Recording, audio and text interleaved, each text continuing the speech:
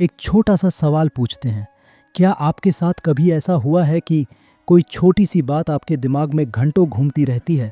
किसी ने कुछ कह दिया और फिर आपका दिमाग शुरू हो जाता है, उसने ऐसा क्यों कहा? क्या वह मुझसे नाराज़ है? क्या मैंने कुछ गलत कर दिया? और धीरे धीरे एक छोटी सी बात आपके दिमाग में एक पूरी फिल्म बन जाती है। इसी को कहते हैं ओवर थिंकिंग। ओवर थिंकिंग का मतलब है एक ही बात को बार बार सोचना, इतना सोचना कि दिमाग थक जाए। और सबसे खतरनाक बात यह है कि ओवर थिंकिंग धीरे धीरे दिमाग को कमज़ोर कर देता है। आज हम समझेंगे कि ओवर थिंकिंग कैसे हमारे दिमाग और ज़िंदगी को नुकसान पहुंचाता है। कहानी। एक लड़की थी, रिया। रिया बहुत समझदार थी, लेकिन उसकी एक आदत थी। वह हर बात को बहुत ज़्यादा सोचती थी। अगर कोई दोस्त देर से रिप्लाई करे तो रिया सोचने लगती, क्या वह मुझसे नाराज़ है? अगर बॉस ने एक छोटी सी गलती पर कुछ कह दिया तो वह सोचती, क्या मैं जॉब खो दूंगी? धीरे धीरे उसकी ज़िंदगी में एक अजीब चीज़ होने लगी। छोटी छोटी बातें बड़े तनाव में बदलने लगीं। ओवर थिंकिंग क्या करता है? ओवर थिंकिंग का सबसे बड़ा नुकसान यह है कि यह वास्तविक समस्या से ज़्यादा बड़ी समस्या बना देता है। उदाहरण, मान लीजिए किसी दोस्त ने आपको मैसेज नहीं किया।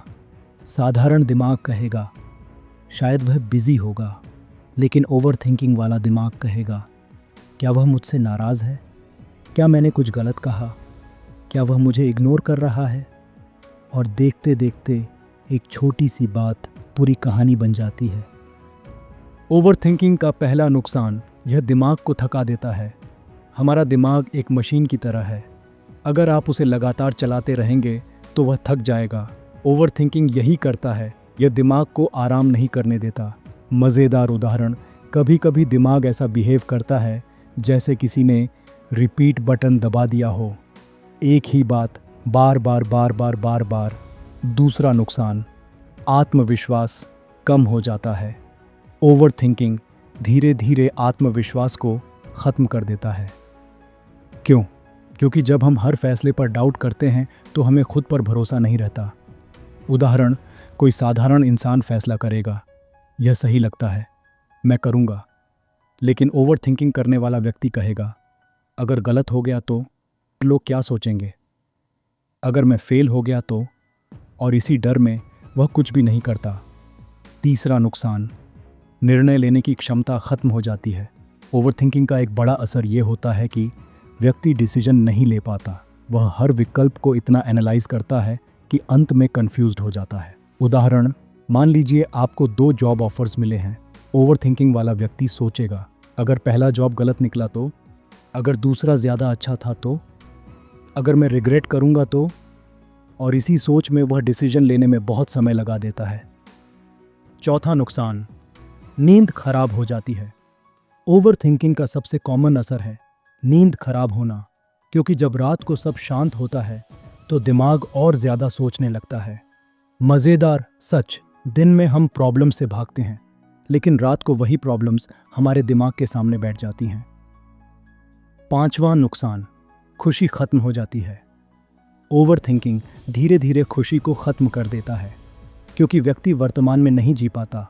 वह या तो भूतकाल के बारे में सोचता रहता है या भविष्य की चिंता करता रहता है। उदाहरण, ओवर थिंकिंग वाला व्यक्ति सोचता है, अगर ऐसा हो गया तो? अगर वह गलत हो गया तो?